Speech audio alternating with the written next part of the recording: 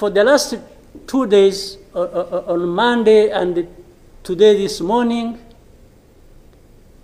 I spoke with the President of South Africa, who sought me out to speak with me on this matter because of their involvement in Eastern Congo. And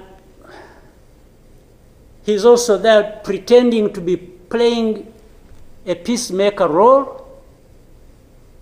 And he has a force that has been fighting alongside FDLR and has been fighting the M23 on the instructions of Tshisekedi, because these are people who are not supposed to be in Congo, that these are from Rwanda, or the M23 are not Rwandans, please. These are Congolese, and one time he accepts it, then another time he says, no, part of it is yes, and then the other part is from Rwanda, and these are He keeps on going. And how do we, leaders of our own countries, accept this to go on forever and just accept that we shall be manipulated by Tshisekedi or whoever is supporting him? And South Africa dares even issue threats about what is likely to happen after that, and so on and so forth. Of course, we will see what threats they are talking about. Maybe they should have done that exactly for which they have been issuing threats. They should have done it to clean up the mess in Eastern Congo, or to fight back those who have been trying to clean up the mess. So then you have the whole international community just confused. They talked about Rwanda, they talked about the Nairobi process. Honestly, even here, maybe you will help me understand what all this means. The processes became an end in themselves. And the people leading these processes became more important than the results of the processes. The Nairobi process became a Uhuru process. Then the Rwanda process, it's like you can't say anything that will displease President Lorenzo. Definitely, this does not help deal with such a serious matters as we are faced with today. That in the end, just because they can't be addressed, we have such a situation that, like we have now. And if anybody, and above all, I don't understand how Tshisekedi keeps thinking that he will resolve the problems to do with rights of people militarily. Kill them, shoot them, bring in forces that are ready to help, like especially Burundi. Well, I don't know whether that has been helpful for the last few days or weeks. They have been doing that. So I want us to, Chairman, Your Excellencies, I want us, whatever we are saying and whatever we intend to do, we capture the context rightly and then proceed based on that, and maybe we can get somewhere. But otherwise, if we keep saying good things, saying that, and to each other being nice, and then each one fulfilling their own interests other than others' interests, the common interests we have as East Africans, then I don't see how we are going to contribute effectively to finding a solution. But really to have even had East African community expelled from Eastern Congo and everybody complied and then there was quiet. It's as if it was normal or that is okay.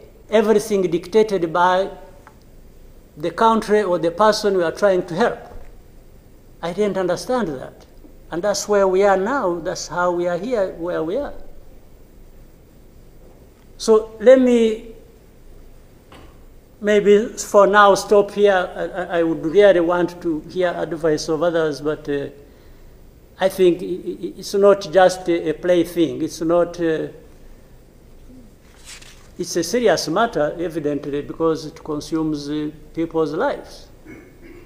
And the other day, 2-3 days ago, we lost people. There was a lot of sharing from Eastern Congo, from Goma, and killed a dozen people and injured hundreds. We definitely thank you, Chairman of our community. I want to associate myself with what has been said, especially what our sister President Samia Suluhu has just mentioned.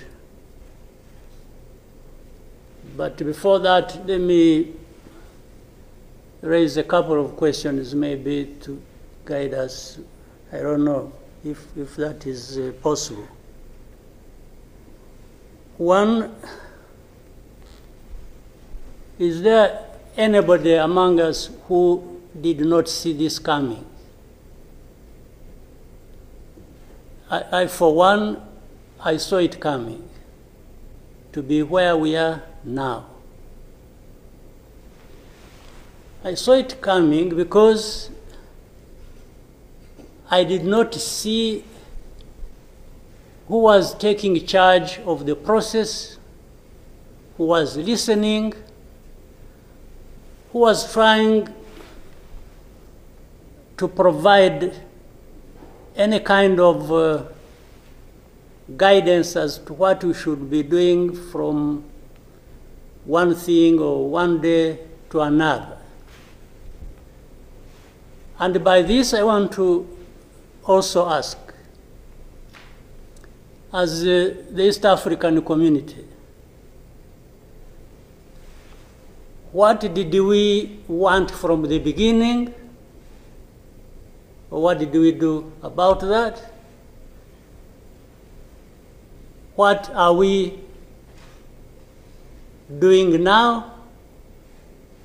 And what do we want to do for where we want to go? Because exactly like President Samia has mentioned, if it is talking about problems and defining them, and I think we have been very eloquent. We have talked about all kinds of things.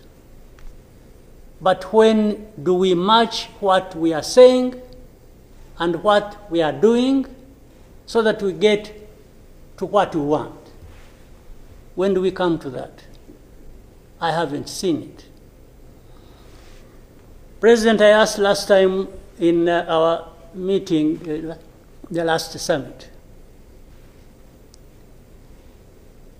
where is East African community, or does it exist? And exist for what?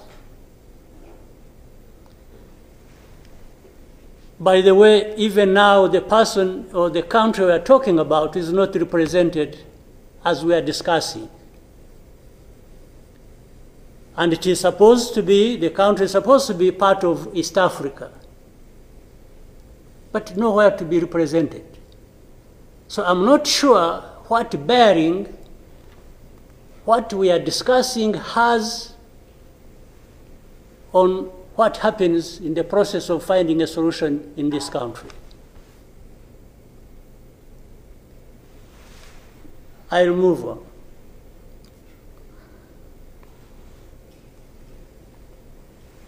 The conflict that was created from the time we had the East African community get involved in trying to help in Congo. And later on, when the East African force was trying its best and we are seeing progress, Tshisekedi decided they are not doing what he wanted and went to SADC. SADC agreed they would come and do what he wanted and sent everybody packing. And that we complied and kept quiet. What really did we expect to come out of this? Now, worse still, I think even in East Africa itself, ourselves, maybe we have different understanding of what the problem is, and we have never come together to agree or even disagree and find a way to come together finally to do what we ought to do to deal with this problem. Or we simply decided, each country, to move on its own with a different agenda arising out of involvement or whatever in Congo, and that was enough. If your interests were catered for by Tshisekedi, that was fine, even if the others' interests or concerns were not taken care of. You can imagine, therefore, what chaos comes out of that kind of situation. We are, on one hand, assuming or pretending we are coming together over an issue and trying to find a solution, while at the same time, each country is pulling in its own direction, different from the others. This is the fact of the matter. Now, but even if we were doing everything right, all of us, nothing is going to come out of it until those mainly concerned are also part of it and participating and contributing to the success of the process through which they are getting the support. But if the parties decide or accept to be manipulated, because, and by the way, that's exactly what happened, and I think in Congo, there are experts for doing that. They would go to one party and promise them something,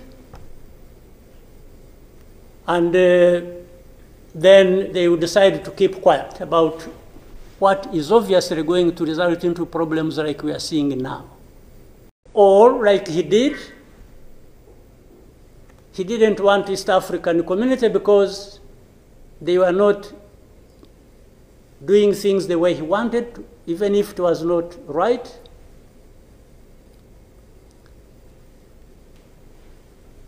He got rid of them and he decided to bring in SADC. SADC was, without any question, coming to assist Tshisekedi to fight alongside FDLR, these murderers of our people here in this country, to fight against mercenaries, and to have Burundi on ethnic political basis decide to support Tshisekedi in whatever endeavor, including exactly doing what those murderers did to our people and what they are doing in Eastern Congo. They have displaced people, they have killed people, they have persecuted them on a daily basis for who they are. We have refugees here who have been here for the last 20 plus years, just dislocated from Congo and sent to Rwanda because they say these are ethnic Tutsis and therefore they belong to Rwanda, they don't belong there. And everybody is around. I don't know how many entities we have in Congo, honestly.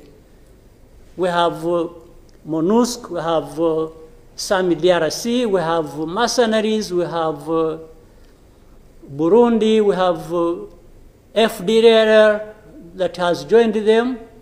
And everybody is there watching this thing, and we pretend it's like we don't understand what has been going on for all these years. And then when things like this of last week erupted, we behave like we are surprised or we are concerned about humanitarian crisis, about this and that. Isn't persecuting and killing people and displacing them part of that humanitarian concern? So as East Africans, we sit here and then do what about it?